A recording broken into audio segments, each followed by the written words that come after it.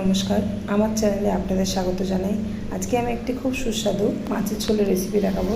তার জন্য আমি নিয়ে নিয়েছি চিচিঙ্গা, বেগুন, আলু, সেগুলো ভালোভাবে কেটে নিয়েছি এবং নিয়েছি মাছটা আমি নুন হলুদ মাখিয়ে ভেজে নিচ্ছি। হয়ে গেলে ওই তেলেই কিছুটা তেল কমিয়ে নিয়ে আমি সবজিগুলো ভেজে নিলাম।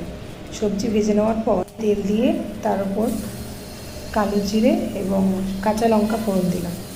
তারপর পেঁয়াজ আমি দিয়ে দিলাম এবং পেঁয়াজটা দেওয়ার পর ভালোভাবে ভেজে নিয়ে এবং আমি আদা, রসুন সব বাটা মশলা দিলাম এবং একে একে সব গুঁড়ো মশলা যেমন জিরে গুঁড়ো, ধনে গুঁড়ো, হলুদ গুঁড়ো সব দিয়ে দিলাম এবং হালকা একটু জল দিয়ে আস্তে আস্তে কষিয়ে নিলাম।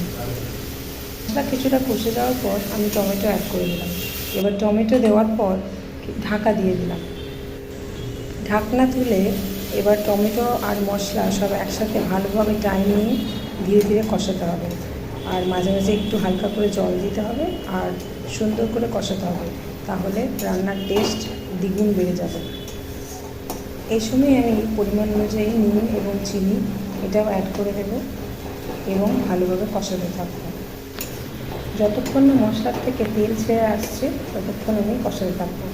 যদিও আমি রান্নায় বেশি তেলের ব্যবহার করিনি, আপনারা সেটা দেখতেই পেলেন, তবুও ভালোভাবে কষানো হয়ে গেলে তার মধ্যে আমি মশলাটা কিন্তু খুব ভালোভাবে টাইম নিয়ে কষাতে হবে। কষানো হয়ে গেলে আমি আগের থেকে সেদ্ধ করে রাখা আলু তার মধ্যে অ্যাড করে দেবো। আলুটা আমি সেদ্ধ করে নিয়েছি তার একটাই কারণ, যাতে তেলটা কম লাগে। যদি আলু ভাজতে হতো তাহলে তেল বেশি দিতে হতো, আর আমরা তেলটা খুব অ্যাভয়েড করি, খুব কম, যতটা না দিলে নয় সেটুকু পরিমাণে দিই। ব্যাস আলুর সঙ্গে মশলার সঙ্গে আলু সব ভালোভাবে কষিয়ে নেব। কষিয়ে নিয়ে এরপর ভেজে রাখা সবজিগুলো আমি এর মধ্যে দিয়ে দেবো এবং সবজিগুলো দিয়ে খুব সুন্দরভাবে হালকা হাতে নাড়িয়ে নাড়িয়ে কষিয়ে নেব। যেহেতু এর মধ্যে বেগুন দেওয়া আছে তাই বেগুন ঘেটে যাওয়ার সম্ভাবনা আছে, তাই খুব হালকা হাতে এটাকে যত্ন সহকারে কষাতে হবে। আমি মোটামুটি এটাকে 4-5 মিনিট ধরে কষিয়ে নিয়েছি। আপনারা আপনাদের প্রয়োজন মতো কষিয়ে নেবেন। তারপর এটাতে দিয়ে দেবো জল।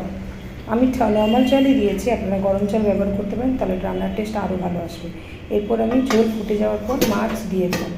মাছ দিয়ে দেওয়ার পর আমি ঢাকা দিয়ে দিলাম। ঢাকা দেওয়ার পর গ্যাসটা কমিয়ে দিলাম, যেহেতু সব আমার ফুটে গেছে এবং এভাবে ঢাকা দিয়ে যদি রান্নাটা করি তাহলে রান্নার টেস্ট খুব ভালো হয়। এরপর দেখুন আমার রান্না কমপ্লিট হয়ে এসছে প্রায়। এবার আমি গোটা কাঁচা লঙ্কা দিয়ে দিলাম, কারণ আমার মেয়ে খুব ধনে পাতা অ্যাড করে নামিয়ে নিলাম। রান্নাটা কেমন হয়েছে অবশ্যই কমেন্টে জানাবেন। ভালো লাগলে লাইক, শেয়ার অ্যান্ড সাবস্ক্রাইব করে দেবেন।